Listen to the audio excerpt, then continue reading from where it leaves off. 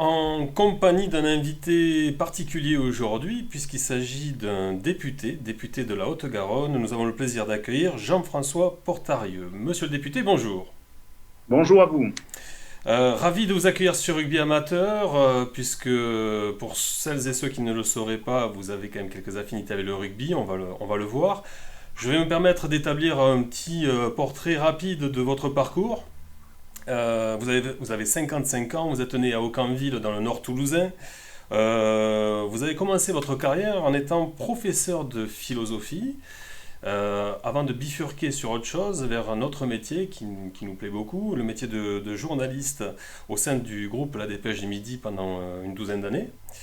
C'est Et ça. puis, et puis ensuite, vous avez pris une orientation plus politique, je dirais, avec la direction des collectivités territoriales, notamment celle du Grand Narbonne, aux côtés de Didier Codorniou, Oui, un ami, je crois, un ami très cher. un ami très cher qui plus est, et donc également au sein de Toulouse Métropole.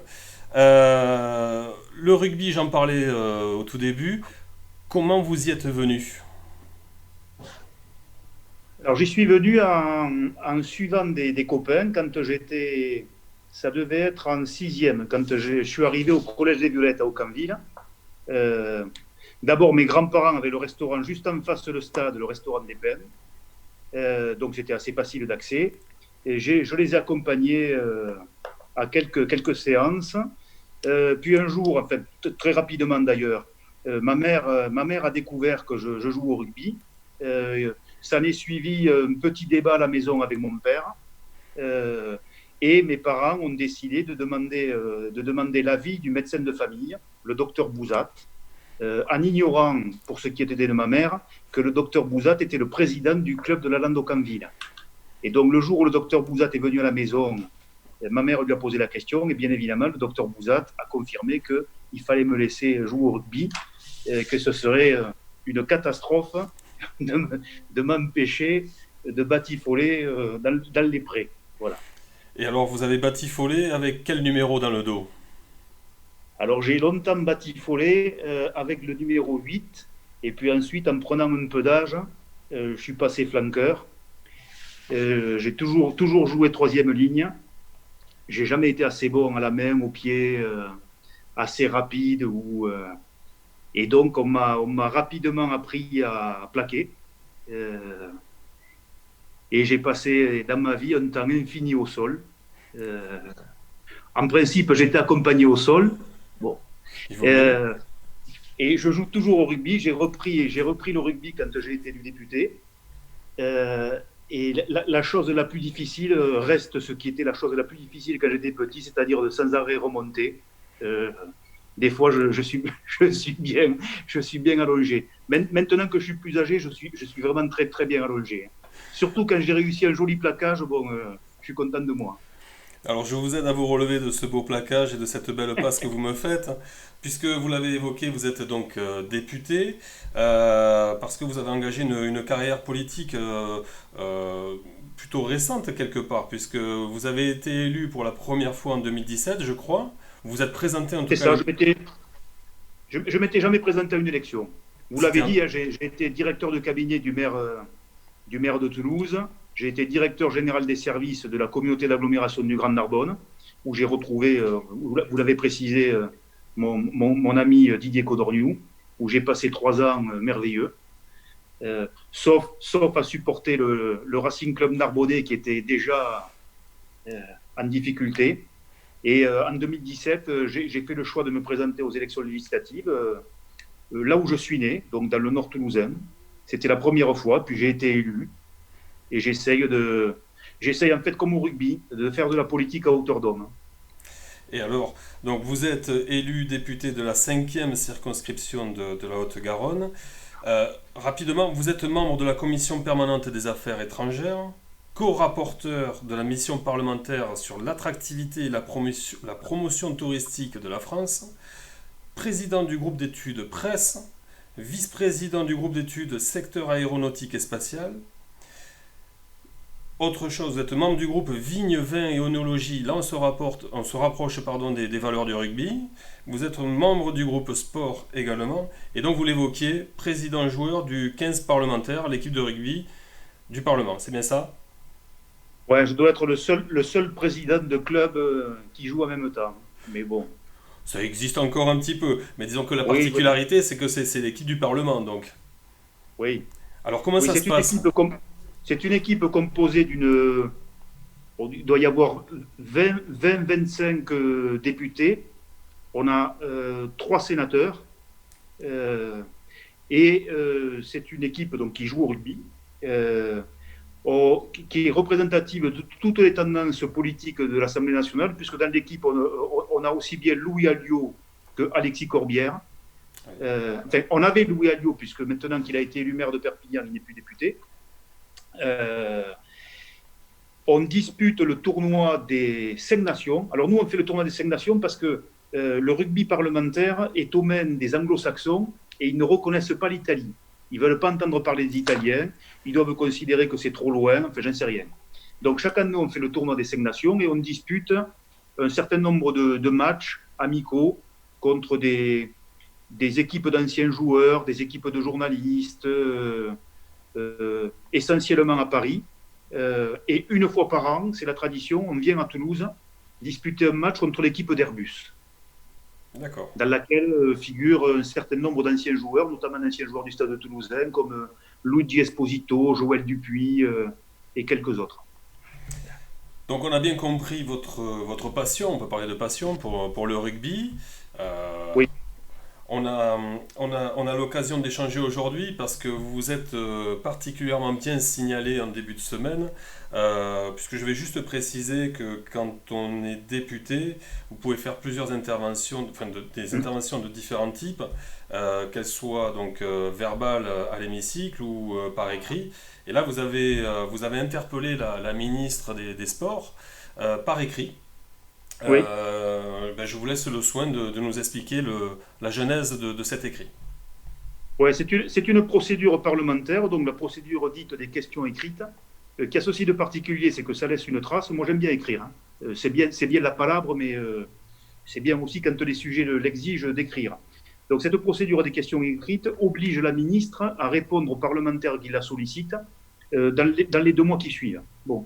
Et cette question donc, sur la situation du rugby amateur durant la crise sanitaire que nous connaissons, elle m'est venue, alors d'abord parce que je discute avec soit mes anciens coéquipiers à la Lande au Canville, ou parce que j'ai de bonnes relations avec les dirigeants, notamment du club de Grenade ou du club de Sey. Bon, euh, je vous l'ai dit, moi j'ai 2 écoles dans la vie, l'école de la République et l'école de rugby. L'école de rugby m'a enseigné un certain nombre de valeurs qu'on ne m'a pas enseigné à l'école de la République, parce que ce n'est pas la vocation de l'école de la République de le faire.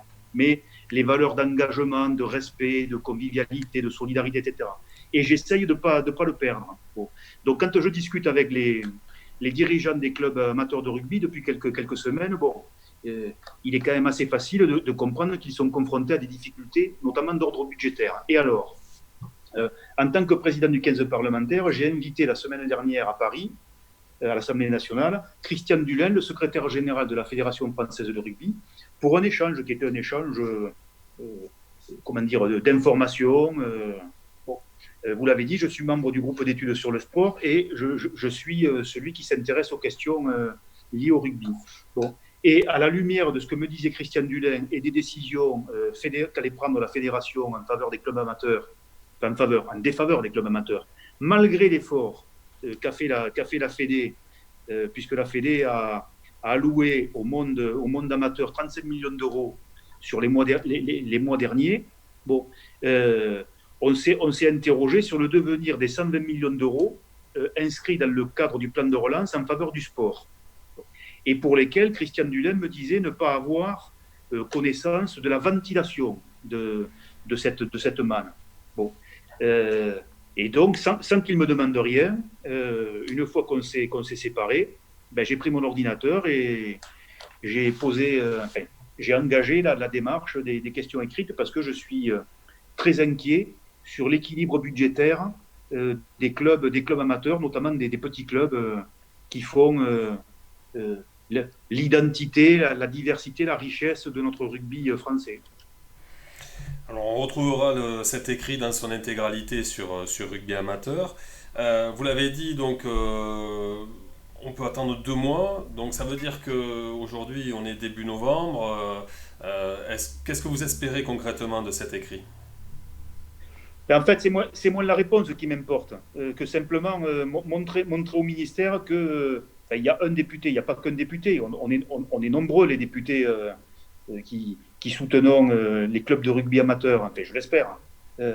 Mais en tous les cas, c'est montrer qu'on est quand même vigilant, on est préoccupé, on est investi et on souhaite que dans cette enveloppe qui a été comment dire, définie au sein du plan de relance, le rugby n'en soit pas le parent pauvre. C'est un petit peu, je m'étais déjà exprimé sur les décisions concernant les jauges pour les clubs, alors moi c'était pour les clubs de top 14 et de Pro D2, en demandant à ce que les jauges soient arrêtées au prorata de la capacité d'accueil du stade. En clair, tout le monde comprendra que selon que vous jouez à Jean-Bouin, à Ernest Vallon ou dans un club ou à, je sais pas moi, dans la cuvette de Sapiac, d'accord, vous ne pouvez pas limiter tout ça à 1000 spectateurs. Lorsque vous avez un stade qui peut accueillir 30 000 personnes, vous ne limitez pas à 1000 spectateurs, alors que vous allez limiter à 1000 spectateurs un stade qui peut accueillir 3000. Bon. Donc, j'avais déjà utilisé cette procédure. Là, j'avais été un peu plus agressif, puisque avec d'autres collègues, nous avions proposé un amendement qui n'a pas été voté. Voilà. Donc là, pour le coup, je me suis fait plaquer, mais c'est pas grave. On se relève. Donc là, ce coup-ci, j'y reviens avec une autre procédure, celle des questions écrites. Voilà. Je suis persévérant. Hein. Oui, je vois ça, je vois ça. Ça fait partie des valeurs d'un troisième ligne aussi. Hein. Oui, oui, oui. Parce que, juste à titre indicatif, on synthétise un petit peu cet écrit-là, où vous mentionnez que la suspension des compétitions pouvait entraîner une diminution évidente de revenus, on s'en doute, mais aussi la crainte de voir des clubs qui pourraient déposer le bilan. Exactement. Exactement. Si vous ajoutez à ça donc, cette pénalisation en matière de recettes, de billetterie, de recettes liées aux buvettes, avec un risque non négligeable de dilution, de fonte des licences. Vous avez évidemment tout le sponsoring local, les petits commerçants. Enfin, je connais bien le club de Grenade, et j'y suis très sensible. À Grenade, vous avez un club d'entreprise d'environ 150 acteurs, entités. Bon, dès l'instant où il n'y a plus de matchs, les entreprises sont moins enclines à supporter les clubs. Et si en plus les entreprises en question sont prises par des difficultés intrinsèques qu'on peut bien comprendre avec la crise économique, on peut craindre pour cette année des difficultés et pour le budget de l'année à venir des difficultés au carré. Donc je pense que les difficultés sont devant nous, elles sont en partie là, mais elles sont surtout devant nous, et il faut les appréhender, les anticiper. Alors, on a la chance de parler avec un politique, donc vous avez vous-même évoqué quelques incohérences, notamment au niveau de la jauge des 1000 spectateurs. Oui. On a eu l'occasion d'évoquer la question des huis clos également. Oui. En Ariège, on a eu le cas de Pamiers en Fédéral 1 qui a joué à huis clos. On a tous pu se poser la question et on précise bien que l'intérêt prioritaire reste la santé de tous, évidemment, mais que derrière tout ça, il y avait quand même pas mal d'incohérences. Ça, c'est derrière nous. Mais maintenant que nous sommes en plein confinement, reconfinement, on imagine que le déconfinement ait lieu en début décembre, ou en tout cas en décembre. Qu'adviendra-t-il du rugby amateur dans les mois qui viennent? J'aimerais bien avoir la réponse à la question que vous me posez et que nous nous posons. Euh, Juste petite clarification de ma part. Moi, je ne considère pas que ça relève du registre des incohérences. Je pense qu'il y a une grande cohérence d'ensemble. En revanche, on a beaucoup de difficultés à entrer dans le détail de la mise en œuvre. Les principes sont parfaitement cohérents. Tout le monde a bien compris que pour endiguer cette menace du virus, il faut limiter les contacts entre nous. Bon. Mais pour autant, ce qui m'ennuie, c'est quand on se retrouve avec des décisions qui sont un peu contradictoires et qui sont des décisions très souvent locales, prises soit par l'Agence régionale de santé, à laquelle un arrêté du préfet va couper la moitié de la proposition. Bon, moi, je ne trouve pas incohérent que les vestiaires aient été fermés. Je trouve que la mesure de portée générale ne s'imposait pas. Et je suis très favorable de ce point de vue à avoir une différenciation territoriale. On ne peut pas prendre des dispositions à Toulouse qui soient identiques à Rennes, à Mulhouse ou à Marseille, parce que la situation sanitaire n'est pas la même. Et à Toulouse, je pense qu'il faut distinguer la situation, par exemple, d'un club de rugby comme le TEC, que préside mon ami Philippe Bapt, et le club de rugby de Grenade, ou l'entente Fronton-Villemur. Ce n'est pas la même chose. Fronton-Villemur, vous y allez, vous êtes derrière la main courante. Il n'y a pas 300 personnes en tribune. Grenade, vous avez du monde en tribune, puisqu'à Grenade, le speaker, c'est le maire. Donc, toute la commune est dans les vestiaires, vous voyez. Donc, moi, je serais favorable pour éviter ce qu'on peut considérer comme des incohérences, mais qui, selon moi, ne le sont pas intentionnellement.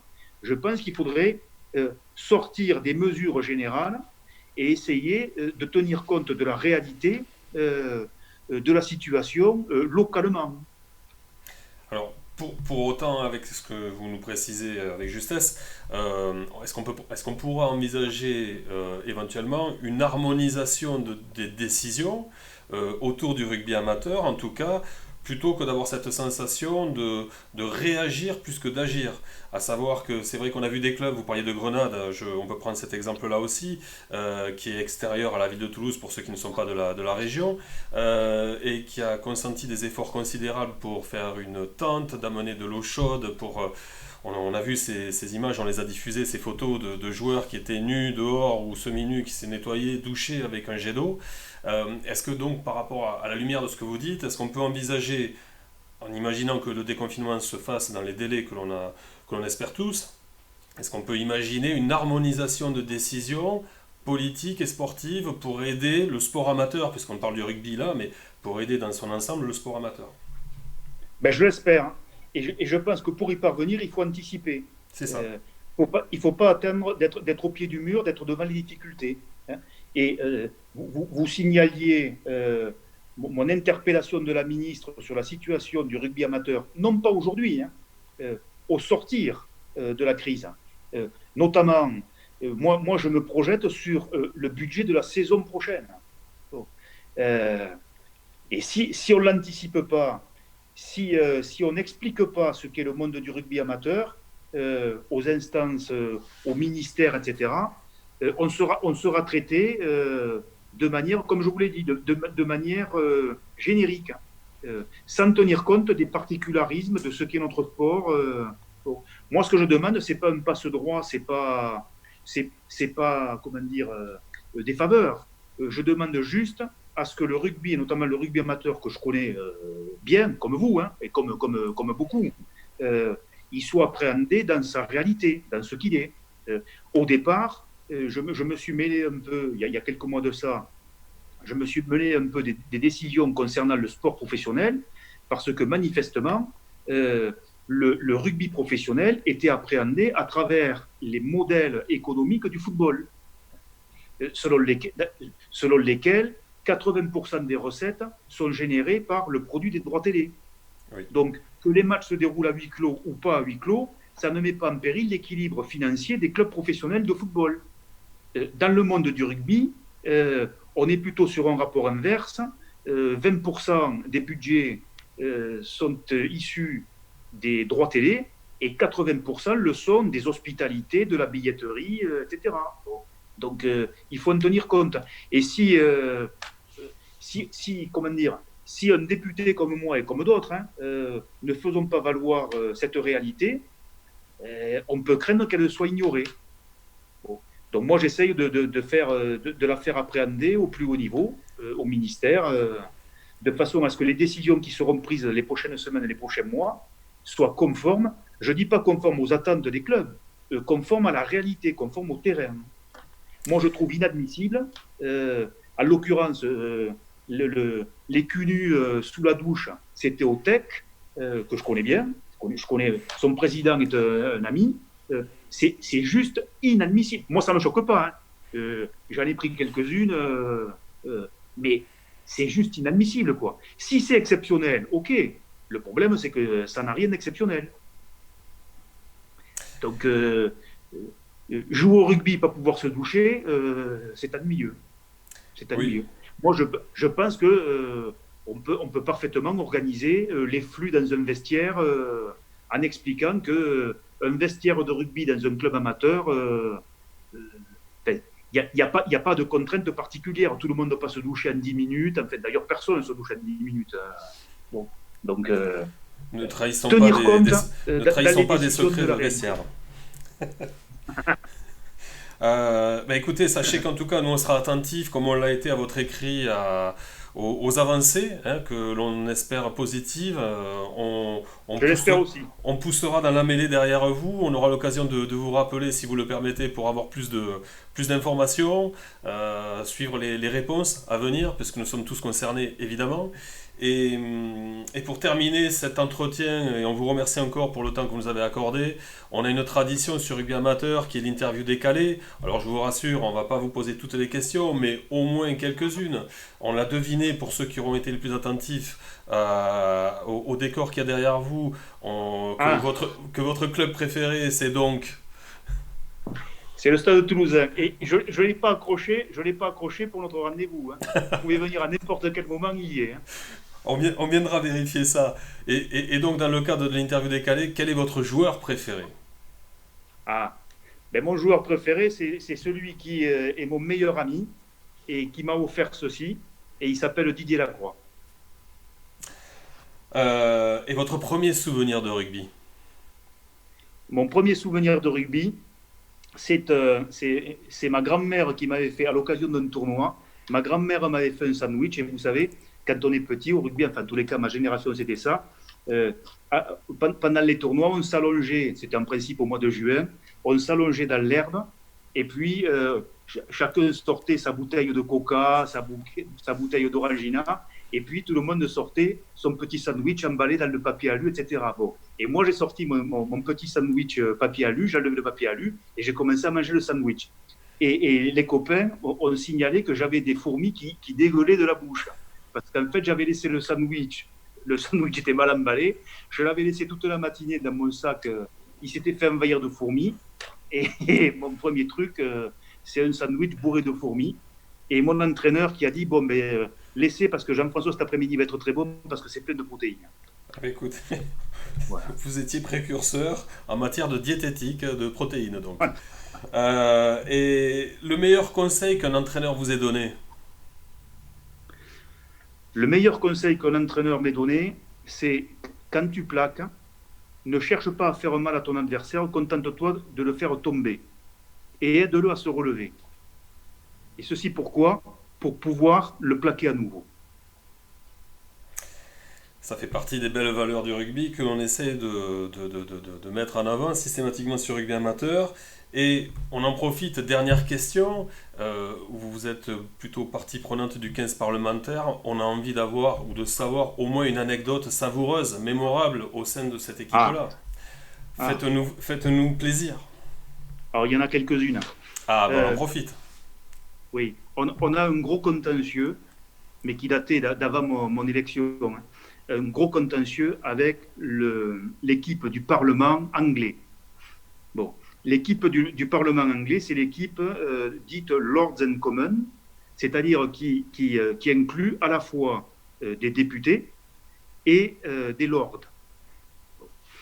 Et le premier match que l'on fait, donc en 2018, contre l'équipe parlementaire anglaise, c'est à Paris, c'est dans le cadre du tournoi des 5 Nations, et il y a un garçon, un Anglais, avec un physique de sanglier.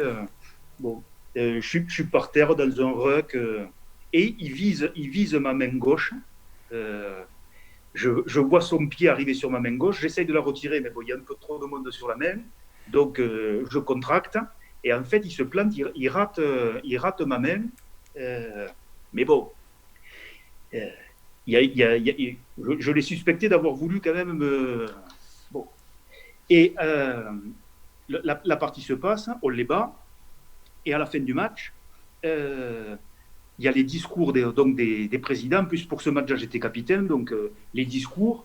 Et arrive cet individu, donc le joueur, qui en fait se trouvait être le capitaine, président, comme moi, du club anglais. Il arrive avec un kilt. Il vient me voir, et donc je le prenais pour une brute, enfin pour quelqu'un, un Anglais, quoi, pour faire court. Et donc, il vient me voir, et quelqu'un se penche vers moi, me disant il y a un protocole à respecter, une étiquette, il doit parler en premier. Je lui dis non, c'est moi qui parle en premier, nous sommes l'hôte, on vous accueille. Et la personne qui était de la délégation anglaise me dit non, c'est pas possible parce que notre capitaine, notre président est un duc, c'est Lord Harrington, et il est duc depuis 8 générations. Bon, comme quoi, un lord sur un terrain de rugby, ça ressemble à tous les autres joueurs de rugby. Bon, bah écoutez, merci en tout cas pour cette anecdote, merci pour ce temps passé. Bah, écoutez, comme on l'a dit, hein, on espère que cet écrit aura une portée, un écho favorable pour les semaines à venir. On suivra ça avec attention. J'allais dire monsieur le député, Jean-François, qu'est-ce que je Oui, dois dire? Jean-François. On dit Jean, Jean-François? oui, Jean-François. Jean-François, et je vous rejoins complètement. Hein. Ce qu'il faut, c'est il faut tous s'y mettre ensemble. Hein. Il faut tous pousser. Il faut pas verser dans. Il faut se synchroniser. Voilà. Hein. Écoutez, il y a toute une communauté de lecteurs sur Rugby Amateur et de lectrices fidèles et je pense qu'on est tous d'accord pour pousser dans le même sens. Donc on est derrière vous. Voilà. Merci Merci. Jean-François et donc à très bientôt. Au revoir. Allez, au revoir.